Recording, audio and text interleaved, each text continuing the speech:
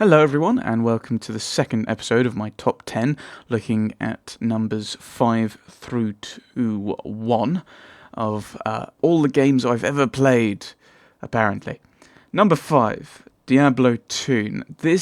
Diablo is one of those games that is kind of groundbreaking in a way. In a way, there are games out there called Diablo clones because it was kind of so influential in a way. Diablo 2 is the sequel to Diablo, if you couldn't guess, and I think it's a roguelike fantasy RPG, action RPG type thing, where you click on things and you try and attack them. It's normally how it goes.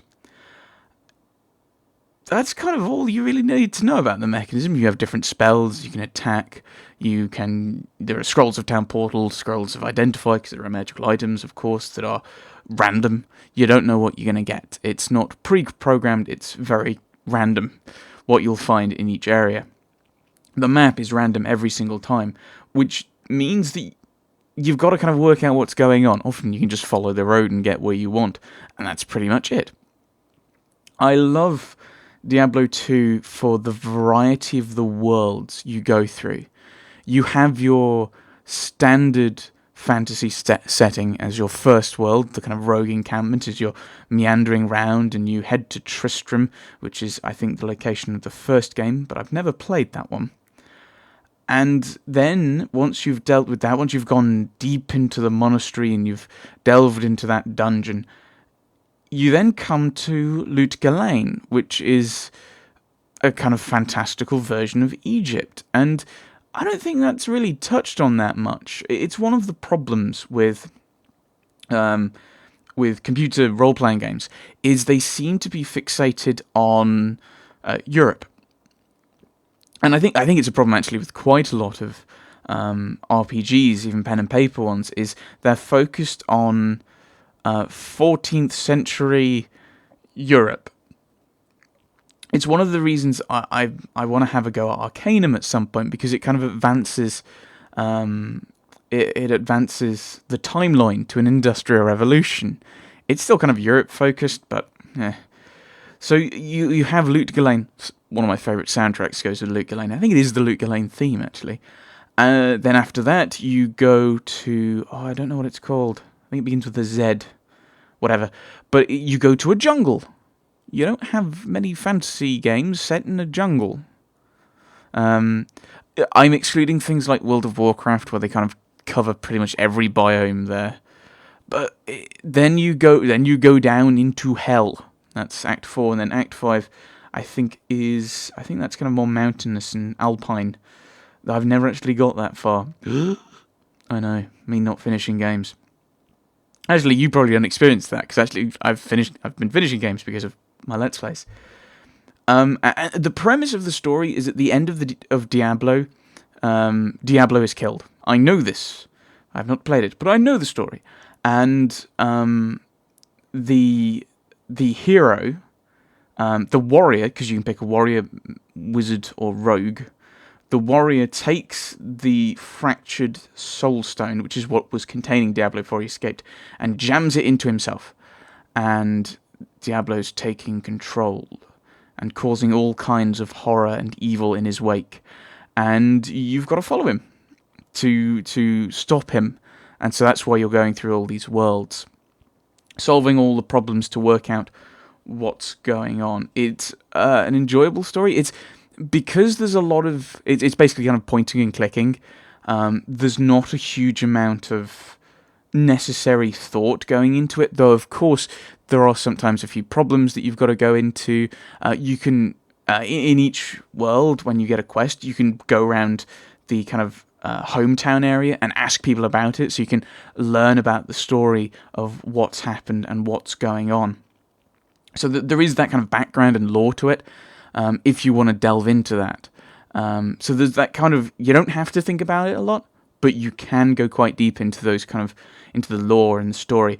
I've not played Diablo 3. I'm not sure if it, from what I know of it, I'm not sure if it goes into that kind of depth. I think they've simplified it, not simplified, I think they've simplified the world and the story, maybe not the mechanisms, because the mechanism is pretty much just point, click. Ooh. If you're extreme, you could click with your left or your right mouse button. Ooh. There's a variety of different classes. I think I quite often go for the Necromancer or the Druid because you have summons, which makes combat slightly easier. It's a game you can play multiplayer, similar to Titan Quest, where you have a group of you all getting into a server. That might be interesting to do if I can get people roped into it to do co-op with. Number 4, already mentioned this in these 2 videos, which is another Paradox Grand Strategy game, which is Crusader Kings 2. Crusader Kings, the first one's quite buggy, but in 2 you choose a leader of a country, and that you start playing. You're playing the dynasty, going through time. So you start, I think in the original version, you start in 1066, which frustratingly has 1066 before Battle of Hastings and after Battle of Hastings, and it is I think it's actually impossible to get the result from 1066, after 1066, if you start from before 1066. Yeah. But with the expansions, I think it's back now to the 800s, I think. Now they've brought... No, probably, 700-800s with Charlemagne, I think is where we are. So you can start there, and as you're going through random events, your focus is growing your dynasty and the control that your dynasty has to an extent. So you can... It's a lot easier to understand the familial relationships than in EU4, because in EU4 it's more international politics, whereas Crusader Kings 2 is slightly more interfamilial politics. So you have a relationship statistic with every other character. So I can guess how you're going to react to what I offer based on that. But also, obviously, if you're leading that country, that is going to affect how we relate, how our countries relate. So it might be worth trying to manipulate the bloodlines and dynasties and families and marriages so that someone of my dynasty inherits your throne. Especially with assassination attempts and plots, you can do those kinds of things to try and manipulate the throne, who's next in line. It's a bit more in-depth in that way than EU4, which is basically, I'm going to offer you a royal marriage. Yes. I might get a personal union out of it. In this one, it's a bit more... I can get to a point where I am the next in line if I kill off this person, this person, this person, and I marry this person in there. Then, okay, when the current ruler dies, then it will be someone of my family, my dynasty, who will inherit. And then what I'll need to do is actually wait for my guy to die, and then his son could inherit that title. So it feels a little more like there's a lot more long-term planning like that in the game, in contrast to EU4, which is a bit more... You can obviously think long-term because it's a strategy game, but in those kind of things, some of your choices are a lot more tactical, relatively. They're more short-term, where it's, I want to achieve this thing long-term, okay, I can do these small things, and you can just go, I'm going to go straight into it now, to an extent. Unless you give yourself a massive goal, like taking the Holy Roman Empire, making it one country under you, or creating the Kingdom of God as the papacy, or whatever. So there's the challenge, not the challenge, but the actions you take often have very small effects, especially the wars and pieces. I prefer the peace system in EU4 because I think it's more historical, whereas in Crusader... So in EU4, you get a war score of how dominant basically you've been in the war, how much land do you occupy, have you taken the war goal, da-da-da-da. And the higher your score is from that, the more land you can take, or the more things you can compel the enemy to do. So you can change their religion, you can make them your vassal, you can make them give you trade power, all these different things. In CK2, you choose at the beginning of the war what your aim is. So my aim might be, if I'm playing England, I might want to take. I'm trying to think what the counties in Wales are from CK2. You might want to take. I think Powys, is that the central one? I think it might be. Or is it? No, it's not, is it? Right. You might want to take. I'm trying to see what were the bottom ones then. There's Gwent, Glamorgan, and. No, I can't remember any of the. I can't remember the ones that are adjacent for sure. That's frustrating. Okay, so say you're playing. Yeah. Say you're playing England, and you want to take one of the Welsh counties. You would have to fabricate a claim for it. You would then declare war on whoever owned that county for that county, and then when you won, you could only claim that county. Whereas what would often happen is you've unfairly taken this. I have a right claim to this county, to this land. You would invade. They would retaliate and defend. So then you would just walk over and say, I do not recognise this government, and I am claiming the rest of this land as well. That is the kind of thing that would historically happen, and it's kind of lacking that. But that's just a pet peeve with the game. But it's the only problem I have with this game. It's brilliant otherwise. I always love it. Kind of playing through and manipulating what's going on, trying to build up your territory, and in my case, often failing miserably. Number 3, this is a game that I'm currently Let's Playing, and it is Dragon Age Origins. Yes, a BioWare RPG is my number 3.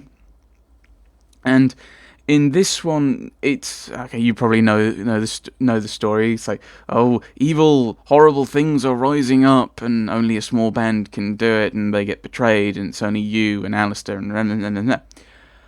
So it's kind of similar. It is kind of similar to Baldur's Gate in mechanisms with pausing and so on. It's level-based progression. So when you hit a certain experience point level, then you suddenly go, oh, I feel stronger. That's not how that goes at all. That doesn't make sense. But you level up, and you then get to assign your stats and whatever, which is slightly less D&D Baldur's Gatey, but whatever. And so you'll go to an area, you'll resolve the problems there, then you'll go to another area and you'll resolve the problems there. Very kind of simple, but the story's great. It can be a long game, and you kind of, you know what you're doing from the beginning. Here is a goal. You want to survive. So, for example, with Gaheris, you want to survive, so you're joining the Grey Wardens. So you head to Ostagar. There you find out about the Blight. You see the Grey Wardens are wiped out. You... Go on, brain. What do you do next? You've got the treaties. You're going to have to go to these places to deal with the treaties. And it kind of all makes sense. I'm going here to deal with this treaty. I'm going here because I'm going to the Circle of Magi because I need the Magi on my side. I'm going to Redcliffe because I want Arl Eamon on my side. I'm going to the Brazilian Forest for the Dalish. I'm going to Orzammar for the Dwarves. Okay, we need to deal with Lagain because he's fighting against us. He's put himself against us. So we need to head to Denerim to deal with him through the Landmeet. All these different things just kind of fit to a story, and it makes sense. One of my problems with Baldur's Gate when I did my first Let's Play was I didn't know what the game wanted me to do because I didn't know what the story was. And that's the problem that Baldur's Gate had. So it was like, I didn't find out that I was meant to be heading to Nashkel from Jaheira and from Khalid and Jaheira until I'd done a few side quests, and Jaheira was like, we really should be heading to Nashkel, you know. Why? Why should we be heading to Nashkel? You've not mentioned Nashkel before. I think in Baldur's Gate Enhanced Edition they fixed that because it was one of the things they very explicitly said, we're going to go to Nashkel. The journal is far superior in Baldur's Gate Enhanced Edition than it was in the original. So Dragon Age Origins is a lot more... It's a bit more directed in the term... in what I mean by that is... as a player, the game has said, here is your goal, here's what you're trying to do, here's why you're trying to do it. It doesn't, and I think this is kind of what people, because some people are kind of like, oh, yeah, Baldur's Gate doesn't hold your hands, blah, blah, blah, blah. But I think what they thought I wanted from Baldur's Gate was, here is exactly how to do everything. You need to do A, then B, then C, then D, then E, then F, then da da da da da. What I wanted from, you're trying to do Z. Here's why. Or at the very least, kind of, here is, your goal is to do Z. Just Z. I want to know why I'm doing these things. What's my ultimate goal? Baldur's Gate, I'm guessing there's going to be some kind of big surprise down the way with Baldur's Gate, because it's being very secretive about what I'm trying to do and why. And there's a little kind of suspicion in me going,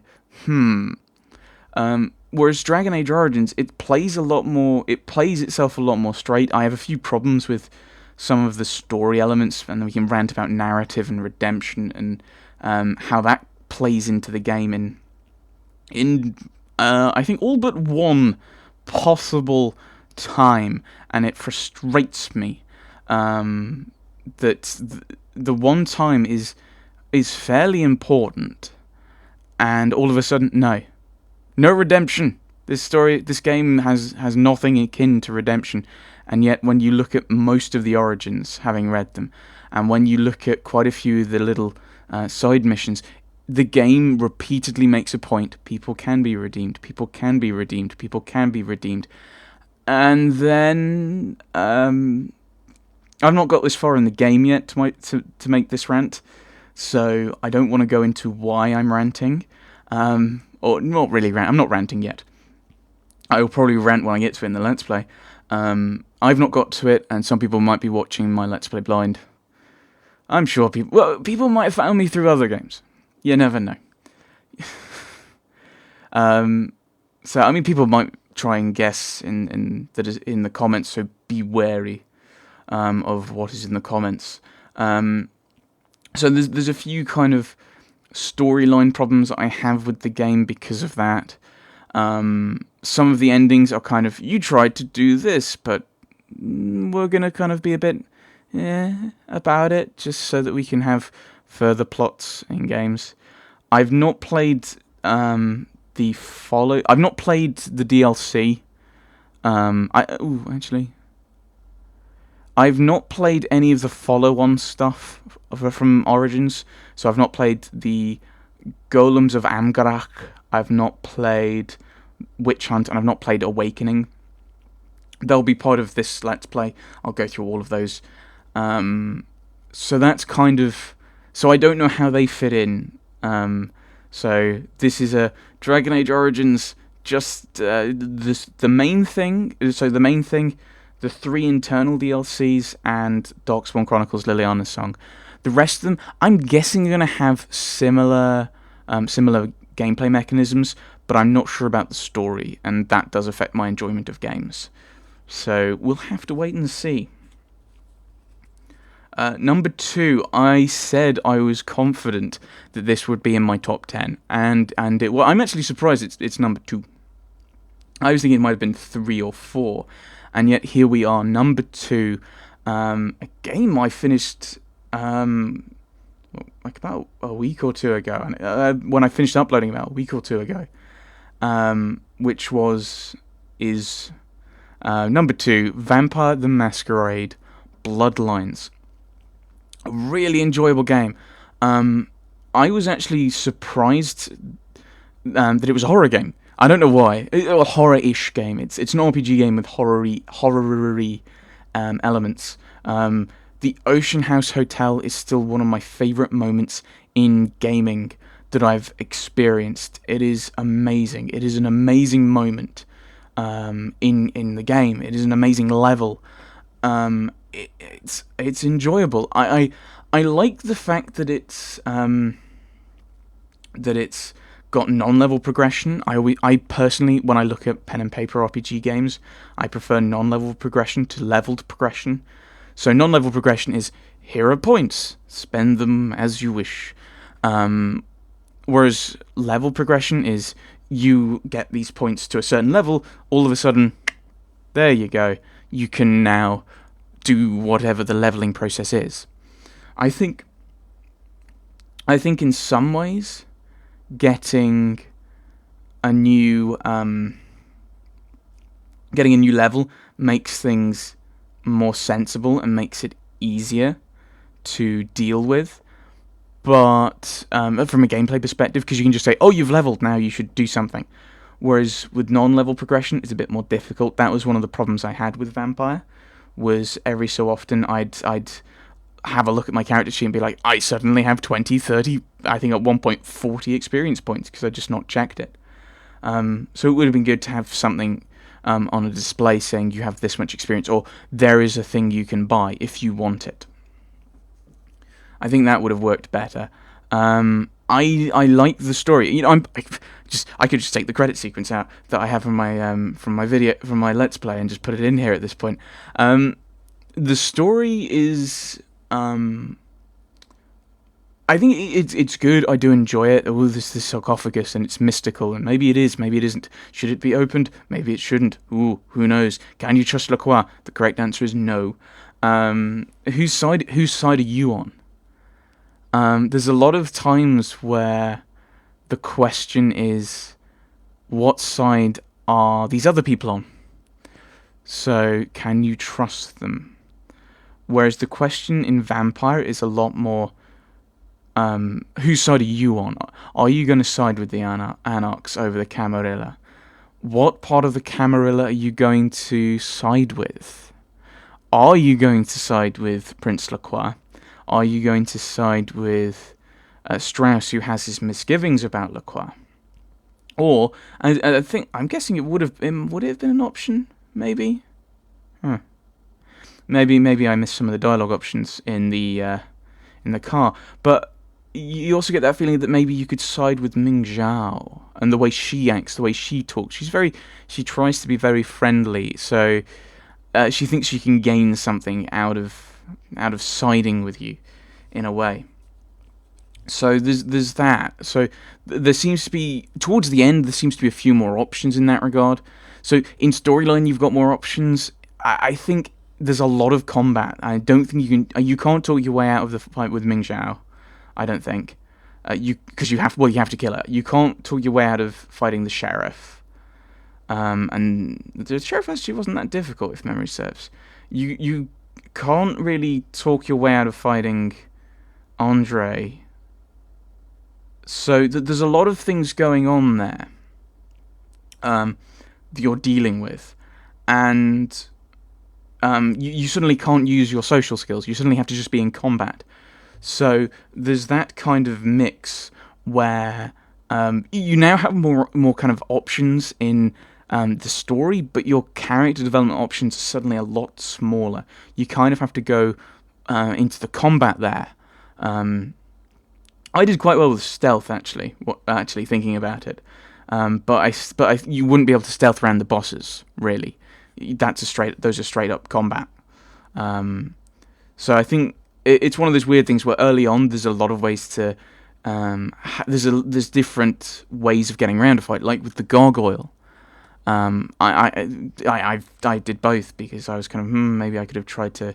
I've got a lot of points. I probably should have put my persuade up, and so I did. Went back and suddenly managed to talk him out, and so he didn't fight, and we killed him, and in the other one, and there we go. So those are two different ways of dealing with that fight. And then you kind of get to that end bit where like in the sewers. Ugh. It's a horrible part of the game. I wonder if there's a way to skip it. That would be good. Skip the worst part of the game. So you're working your way through, and you just hit this point where all of a sudden it's combat, and you can't be very kind of social. You can't be very stealthy, really. Although stealth did work for us in a way. So it's that balance. I keep going back to it, but the Jeanette Therese kind of issue, that quest line could have led to something a little bit more. Maybe if you sided with Jeanette, the Anox would be a bit more powerful in some regard, or if you sided with Therese, then the Camarilla would be a bit stronger, or something going backwards and forwards. You kind of balance that out. And what happens is different things have different impacts, but you don't really have that many major decisions, admittedly. But so it'd be nice if the ones you did have, like Jeanette versus Therese, versus, I think apparently you can save both of them. Oops, didn't manage that. You that would affect kind of plot and story in a way, because I mean, apart from that, and saying you'd work with the Anarchs, and at the end choosing Lacroix or the Annex, or if there are other options, it'd be nice to have more impact in it than just you made a decision and the story's ended. Yay, move on to the next bit of the story. So there is that. I think this could have potentially challenged my number one if the sewers had either not been in or had been maybe half as long. You know, you face the big three-heady thing that's kind of and throws police at you. I think if it ended there, rather, I think it had like another 2 floors after that. No, just cut it after that boss. There you go. Kind of makes sense. I don't know. That's just my view. And number one, I'm not sure how many, if anyone, is going to be surprised by this. It is another BioWare RPG. I've already had one in my top 10. I think, is it only one? Let's have a look at the other ones. One. Yes, and yes, only one other BioWare RPG, which is Dragon Age Origins. And this game is Mass Effect, of course. I really enjoyed the first game. It was very fun. And I've enjoyed Mass Effect 2 so far. But as I said, I've not got far enough to know for sure where it would go. I think it'd be unfair just to go, well, I've liked most of it, so it's going to go in. It's going to go in at this point. I think it'd be unfair on other games. Mass Effect is very much going, you just kind of go and cover and you shoot. There's kind of that, but the story is great. The interaction with characters is great. The characters are really good, and there's a believable world that it's taking place in to an extent. The universe or the galaxy that they've created in it makes sense with how the different races interact. You've got the Turians, who are more militarily focused. You've got the Solarians, who are more kind of scientific and stealthy and based on intelligence and reconnaissance. You got the Asari, who are more diplomatic, and you get those as general traits for the races, and that's how they kind of interact. So you look at the reaction to the Krogan when the Krogans were kind of uprising after defeating the Rachni. They're wondering what to do about it. The Turians are fighting them because they're the fighty ones. And the Solarians come up with the Genophage because they're the sciencey ones. And the Turians say, this is a weapon, we have to use it. Thoughts on that aside, it kind of shows that the character of the race is kind of a real thing, for lack of a better thought. They have these characters the characteristics that you see in how they act, while also being how they have acted in the lore and the background, and also having kind of interesting differences in the characters. So you have Krogans, normally very kind of aggressive and self-focused, and I want to do this, I want to do that, and yet you have Rex, who threatens to kill you because he thinks that the sake of his people his people are at stake on Vermeer, in a way, with the potential cure to the genophage. You have Garrus, who's quite different in a way from other Turians who seem to be very kind of, this is how it's done, very kind of honour, tradition focused, and Garrus is very kind of, this is how we can get the job done. This is how we get the job done. We need to get the job done. I don't think I've met that many Quarians to compare Tally, and I think Liara is a bit difficult for me to place from the first game because she's very kind of quiet and softly spoken. Not that that's a bad thing, which in a way is kind of in a way different. Where I think the Asari are more kind of diplomatic and outspoken. She's a lot more kind of bookish and quiet, or at least that's how it seems. Maybe I'm missing something. I don't know what happens in the later games to these guys. I mean, we've met Tally in Mass Effect 2, but she's not joined up, sadly. Garrus has joined up. Rex, I don't know. Liara. So we've got Garrus out of the old crew, and that's it. So it's going to be interesting just to see how those come together. I think, in a way, I think this might be also shorthand for the Mass Effect series, because I love the idea. No, this is unfair. I think it is Mass Effect, but I like the idea that my decisions seem to have an impact. I think it's kind of you're making tough choices at times.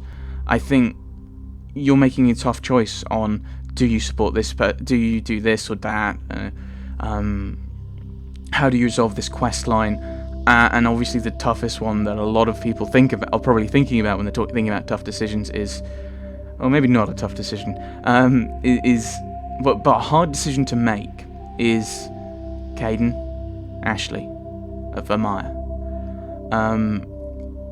And I think it does give some tough choices at times, in those kinds of regards. Also, what order do you do things in? Do you go to Ferris? Do you go to Novaria? Do you go to wherever Liara is? I can't remember what the place of those ruins are, what the planet's name is. But there's a lot of options going on to what you do. It's basically, you get through the first mission and you go around the Citadel, and then it's the world, the galaxy is now open to you. Go wherever you want, do the missions you want in the order you want, for the most part. And so there's a lot of flexibility and a lot of openness, whereas while also kind of having that kind of directed nature of, here is a main quest that you should be doing because it's the story, and it's kind of, you're going to be going to this spot and this is why, you're going to go to this spot and this is why, but you can go in any order. It's similar to Dragon Age Origins in that regard, so very enjoyable, and I think it very much deserves number one, and I would be surprised, part of me would be surprised if it gets knocked off next year. Who knows? I'm guessing we'll see. So yes, those are my top 10, and in this episode, top 5. So, belated Merry Christmas to you all, Happy New Year, and thanks for watching.